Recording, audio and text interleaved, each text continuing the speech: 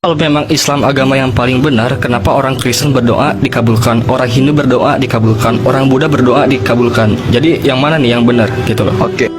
Yang namanya Tuhan itu, alam semesta ini kecil baginya.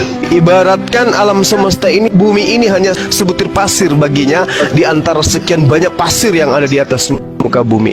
Jadi dia tidak akan mungkin kemudian turun ke alam yang kecil karena dia maha besar. Ketika dia menciptakan makhluknya, di situ tidak terlepas daripada ini kuciptakan Kristen, ini kuciptakan Islam, ini kuciptakan Hindu. Tapi seketika seluruh makhluknya itu adalah miliknya. Nah, alam semesta ini, dunia ini diciptakan oleh Allah dengan seabrek aturan mainnya, diciptakanlah manusia. Maka Allah itu maha pemalu. Tuhan itu maha pemalu. Ketika Tuhan mengatakan, aku yang berkuasa, aku yang maha berkehendak, aku yang mengatur, aku yang mencukupkan, aku yang memberi rezeki, aku yang memberikan kehidupan, aku yang memberikan kesehatan, aku Allahus Samad, tempat tergantungnya seluruh makhluk.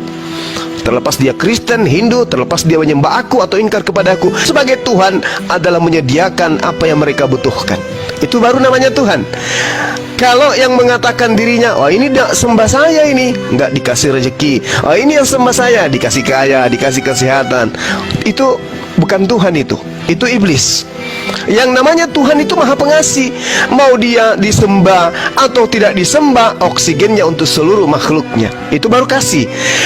Mau dia disembah ataupun tidak disembah, kesehatan diberikan kepada semua makhluknya.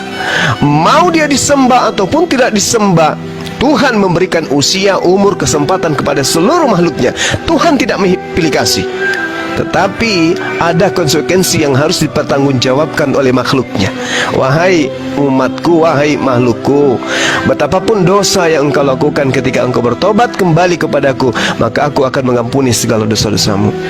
Tuhan memberikan kita umur, pikiran, akal sehat untuk kembali kepada Dia. Jadi kalau Anda berpatokan bahwa Tuhan yang benar adalah Tuhannya Kristen, karena setiap orang Kristen berdoa, dia selalu dikaruniai berkat, dia selalu diberikan rezeki, diberikan kesehatan. Lalu bagaimana dengan Hindu? Bagaimana dengan ateis? Berarti Tuhan-Tuhan mereka juga benar dong? Berarti Tuhan itu banyak dong? Masing-masing agama punya Tuhan? Tidak. Tuhan itu maha kasih di dalam Islam. Mau dia disembah oleh si fulan, tidak disembah oleh si fulan, tetap dikasih. Wahai hambaku, kapanlah engkau bisa kembali kepadaku? Kenapalah engkau semakin jauh kepadaku? Kenapa engkau menyembah selain daripadaku? Tapi meskipun demikian, apa yang kamu minta akan kukasih. Cuman kelak di yaumil hisab, Maaf, ada dalilnya gak di percakapan abang yang itu tadi? iya, Al-Quran mengatakan kebenaran itu sudah datang. Kebenaran itu sudah datang dari Tuhan, dari Allah. Siapa yang mau kafir silakan kafir, siapa yang mau beriman silakan beriman. Itu ada bang dalam Al-Quran. Ya, jelas itu. Al-Kahfi ayat 29. Wa qulil haqqu mir rabbikum faman syaa'a falyu'min wa man syaa'a falyakfur. Inna a'tadna liz-zalimina nara ahasabihim suradiquha. Jadi gini, katakanlah kepada mereka, wahai Nabi Muhammad, katakan kepada manusia, kebenaran itu telah datang dari Allah, dari Tuhanmu. Maka barang siapa yang ingin beriman, silakan dia beriman. Dan barang siapa hendak kafir, kufur kepadaku, maka biarkan mereka kufur kepadaku. Sesungguhnya kami telah sediakan bagi orang-orang yang zalim itu adalah neraka. Kami sudah menyiapkan itu, yaitu neraka bagi orang-orang yang zalim. Siapa orang yang zalim itu? Yang sudah tahu bahwa alam semesta ini diciptakan oleh esensi yang maha suci, yang maha tinggi, tidak mungkin maha hina, mau maha rendah, tapi dia maha suci. Zalim sudah tahu Tuhan itu pencipta dan bumi adalah esensi yang tak nampak, karena dia bukan makhluk, tidak serupa dengan makhluk. Sudah tahu Tuhan itu bukan manusia, sudah tahu Yesus itu manusia, sudah tahu Yesus itu utusan, masih tetap disembah, maka itulah yang disebut zalim. Nah, Allah mengatakan wa qulil haqqu mir rabbikum faman syaa'a falyu'min wa man syaa'a falyakfur. Kebenaran itu sudah kuberikan kepada seluruh umat manusia. Maka siapa yang ingin beriman kepada kebenaran itu silakan beriman. Barang siapa yang ingin kufur, silakan kufur. Tidak ada paksaan. Nah inilah yang saya katakan, kalau Tuhan itu, oh siapa yang menyembah aku, inilah ku kasih banyak harta, inilah ku kasih.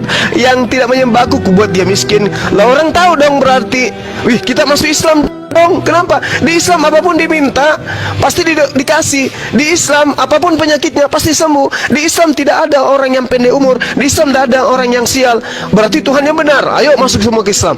Lalu apa fungsinya kemudian ujian itu diberikan oleh Allah? Jadi Allah itu tidak memandang itu. Mau dia Kristen, mau dia Hindu, mau dia ateis, semua dikasih.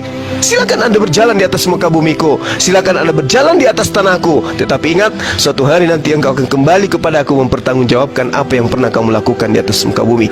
Dan apakah kebenaran itu belum sampai kepadamu?